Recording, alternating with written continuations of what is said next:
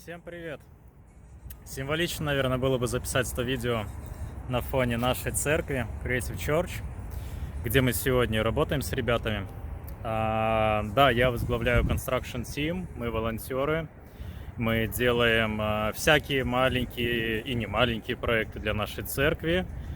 То есть мы делали сайдинг, перешивали здание, мы сейчас перестраиваем женскую комнату отдыха,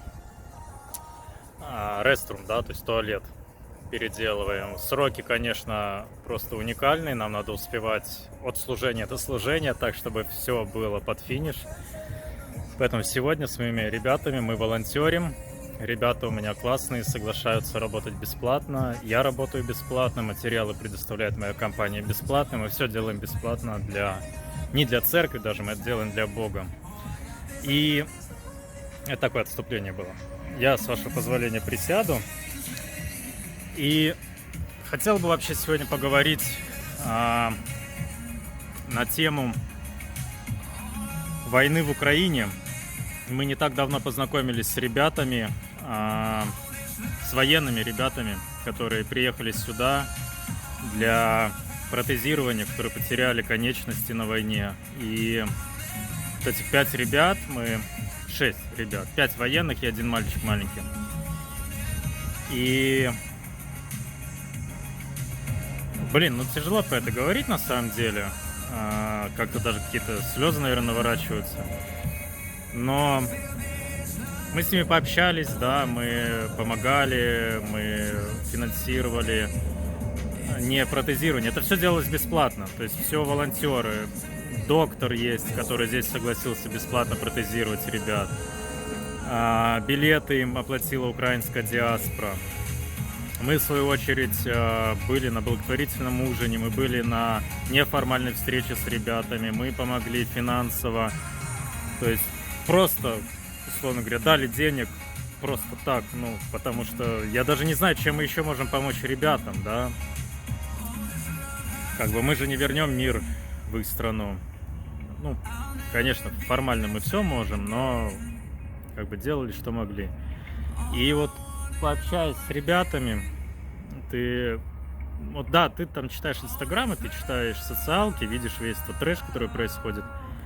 Но вот именно пообщавшись с ними, ты, можно сказать, окунаешься, что ли, в эту атмосферу. Пусть и не полноценно, да, полноценно это, наверное, те, кто живут там и страдают. Но это такой трешняк, если честно. И я, как верующий человек, не имею, конечно, права говорить такое, но, вот эти вот ублюдки, они 100% будут вариться в одном котле с Гитлером. В принципе, кем и является этот сраный Путин и дебил этот усатый в Беларуси. Ублюдки — это, наверное, самое такое безматерное слово, которое можно использовать в этом случае, потому что мы верующие, мы не материмся, да, но это трэш, это полный трэш, то, что творит этот дебил, что творит этот неадекват, убивает сотни, тысячи людей, невинных людей, да, просто ради того, чтобы удовлетворить свое эго какое-то, да, или там какой-то свой комплекс недостатка роста, или там, не знаю, какие-то еще комплексы, да, судя по всему, комплексов там слишком много у этого человека.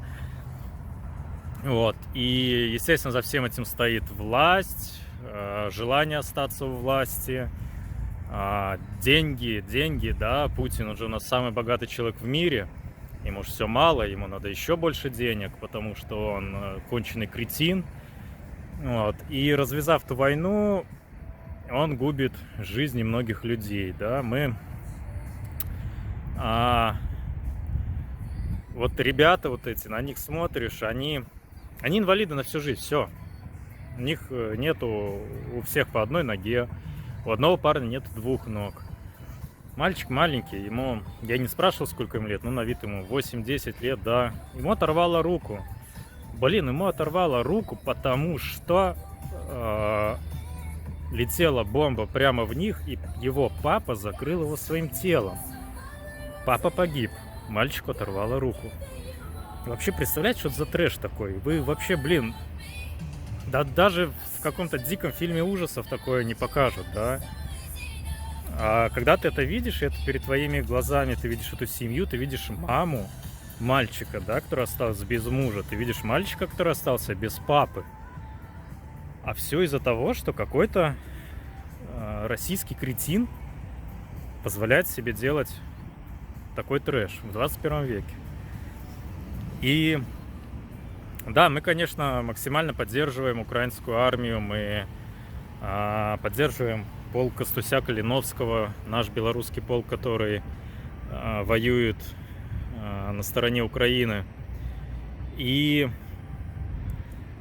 блин, ну это такая капля в море, если честно. И да, мы мигрантов сюда привозим, точнее мы помогаем им попасть в Америку, мы помогаем мигрантам адаптироваться здесь, мы помогаем им найти работу, жилье, машины, если необходимость есть, то финансовая помощь. Но это единичный, то есть на мне вот сейчас числится 40, было 43, сейчас вот приехала семья, 46 человек, да, я спонсор 46 людей. Это белорусы и русские. Украинцев мне не попадалось, потому что украинцами занимается у нас украинская диаспора. То есть у нас такое разделение, да. Русским, кстати, так, ну, ПС, да, между словом. Русским вообще никто помогать не хочет. Вот. Только, наверное, вот мы, белорусы, оказываем какую-то помощь. И смотря на все это, конечно, не плакать нельзя, но это, конечно, печально. И мы вот как верующие люди, да, мы молимся, наша церковь тоже жертвовала деньги для ВСУ Украины. Но это все полная такая маленькая капелька в море. И что хотелось бы сказать, что все наши действия, они, вот эти вот капельки, да, они собираются в такую нормальную речушку, да, и может в какое-то что-то большее. И чем больше мы делаем для людей добра, тем больше мы помогаем в целом. То есть многие вот рассуждают, что ну а что я могу сделать, их же там много, а я тут один. Ну, блин, ну почему-то вот мы не боимся этого делать, да, вот у нас есть здесь несколько белорусов, которые вот активно помогают, и ты смотришь на эти семьи, которые к тебе приезжают, и ты понимаешь, что вот я один, да, я сделал вот там столько-то, да, вот мы там втроем, да, белорусы в комплексе там, но я думаю, что вот на нас троих, вот есть у меня друг еще Витя, есть подруга Саша, я уверен, что на троих человек 200 уже будет спасенных. И да, делается это все абсолютно бескорыстно. Мы это делаем, наверное, кто-то для удовлетворения, скажем так, своего желания благотворить. Да, мы, допустим, это делаем, наверное, больше как для какого-то такого духовного удовлетворения, да, перед Богом. То есть мы верим, что мы творим добро, и нам это все воздастся. Вот. И вот эта вот вся войнушка, она заставляет нас только еще больше заниматься благотворительностью. И, конечно, была бы возможность, и был бы у меня, наверное, какой-то опыт, я бы поехал воевать, это 100%. Но поскольку я никогда не держал оружие, я, в принципе, против оружия, то что мне там делать? Ну, я ж как мясо не поеду. Поэтому у нас есть возможность помогать финансово, мы помогаем финансово. Есть возможность тратить свое время на мигрантов, мы тратим свое время на мигрантов. Конечно, это все очень-очень грустно, печально и все такое. И хотелось бы отметить, что, естественно, церковь, она ни в коем разе не разделяет вот эти вот понимания войны, да, русского мира и прочего дерьма, которые там пропагандоны эти суют по российским телевидению. Особенно мы не поддерживаем русский народ, который поддерживает своего диктатора. Это вообще трэш, если честно, для меня. Когда я узнал, я не верил сначала, да, я потом узнал, что там около 70% поддерживает Путина. Я думал, ну, трешняк, это реально вот просто Германия 1939 года, да, в России сейчас творится. И, ну, я не знаю, это как бы голословно, но всем нам в этом мире все воздастся. И людям, которые поддерживают этого кретина, и ему тоже, да, и Лукашенко все воздастся, и всему ему семейству. И Коленьке тоже придет, не переживайте. Вот, поэтому мы, как христиане, конечно, за мир во всем мире, и мы желаем, чтобы Украина как можно скорее победила в этой войне, потому что количество смертей, оно уже достигает астрономических цифр, конечно. И мы ждем, когда, да, к нам приедут следующая группа людей на протезирование, мы с удовольствием их встретим, поможем, чем сможем. И слава богу, что есть такие люди. Вот мы познакомились на благотворительном вечере, ну как познакомились, нам представили на сцене доктора, который занимается протезированием, который просто решил бесплатно ставить протезы военным украинцам, да, которые потеряли конечность на войне. Блин, это реально круто. У человека открытое сердце, он верующий. Это классно. Вот аж смотришь и аж думаешь, блин, ну тут почему я там, да, не хирург, не протезиолог, скажем, да, то есть я бы, наверное, мог помочь больше, чем я могу помочь сейчас. Это здорово, это классно, и слава богу, что такие люди есть. И слава богу, что есть такие организаторы, которые все это устроили. Слава богу за эту страну, которая позволяет вот так вот военным просто в каком-то супер ускоренном режиме попасть в США на протезирование, да. Это супер, это круто. Но, опять-таки, не было бы этого карлика в России неадекватного, не было бы этих несчастных людей. Поэтому одни творят зло, мы стараемся делать добро, и добро всегда побеждает.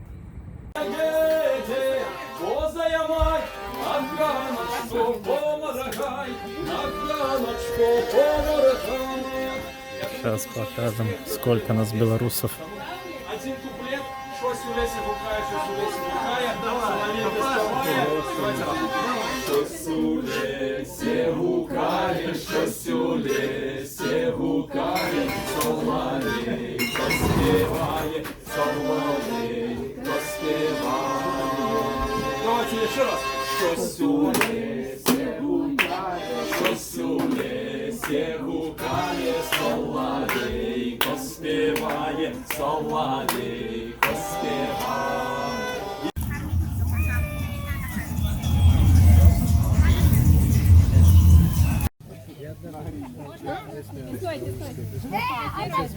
Самая лучшая фотография — это фотографировать фотографирующего.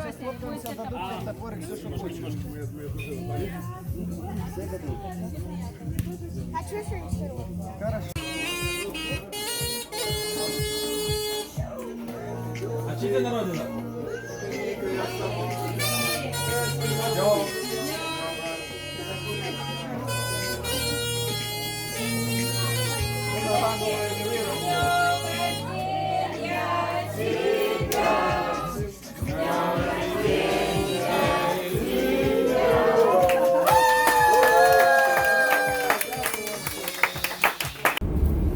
Ну а если поговорить о позитиве, позитив ведь должен у нас быть, правильно? То в это воскресенье, 8 августа было... 8, по-моему, августа, да. Был благотворительный вечер, посвященный ребятам, которые вот приехали на протезирование, военным из Украины. Вход стоил денег, то есть мы брали себе VIP-столик, $100 с каждого человека. Ну это ладно, как бы людей было человек, наверное, 150, то есть все эти деньги уходят ребятам. Плюс там еще был интересный аукцион, где продавали то, что ребята с собой привезли в Америку. И что там было и почем, вы сейчас вообще просто... Это, наверное, самые дорогие цены за такие вещи, да? Готовы? Итак, украинский хлеб, буханка с ну просто, да, вот буханка украинского хлеба, привезенная с Украины, наверное, он уже дубовый, но просто как повесить, поставить, смотреть. Шла за $500. Это ладно, да? Настоящий украинский армейский ремень с бляхой ушел, не помню, за 3500 или за 3700, но что-то типа того. Но самая дорогая вещь была, это марка, русский военный корабль, да, вот этот всем известный, да. Знаете, почем ушла эта марка? Ну, наверное, их там 4 штучки было, но не суть. Она продалась за 6 тысяч. Да, 6 тысяч за марку. Stay here, okay? Okay. I take him. He's spelling Saxon. I take him. I hold him. Okay? $6,000. Sweet song!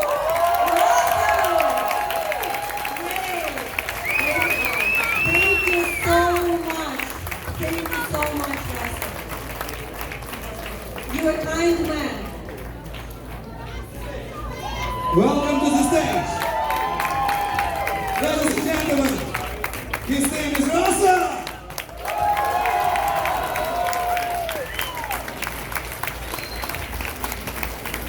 Congratulations. It's yours. Thank you so much. You're Thank you for your support. Thank you. Вот так. Так что я тоже хотел поучаствовать в аукционе, но когда там начали так жестко бороться, я так немножко репу почесал, думаю, ну как-то, да. Баксов 300 я, наверное, за марку дал бы, но 6 тысяч не, я еще не настолько крут, не настолько богат, да. Вот. Но греет душу то, что все-таки действительно деньги отдаются ребятам, это для них просто великолепная финансовая помощь.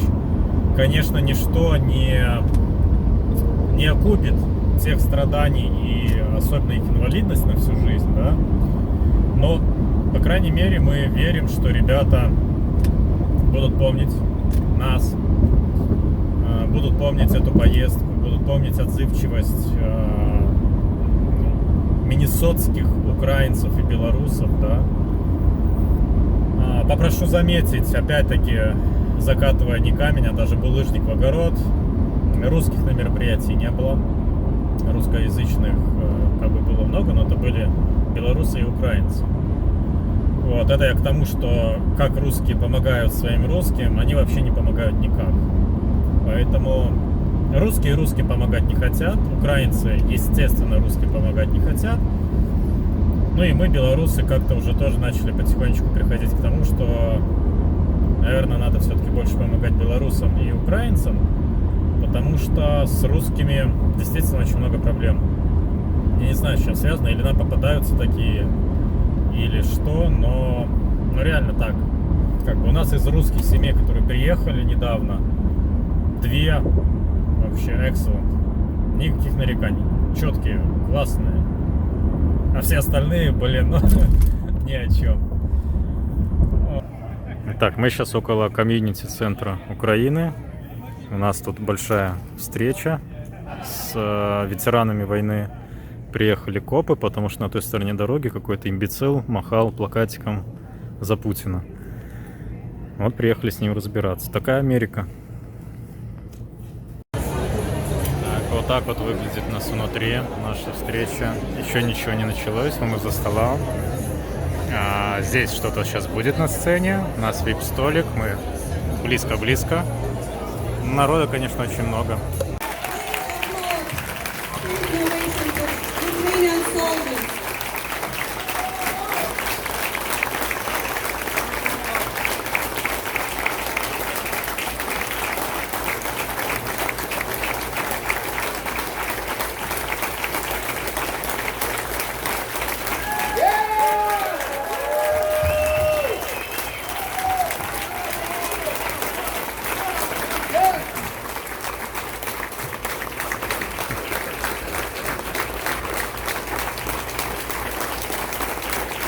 Максим, Денис, Даня, Андрій, Влад.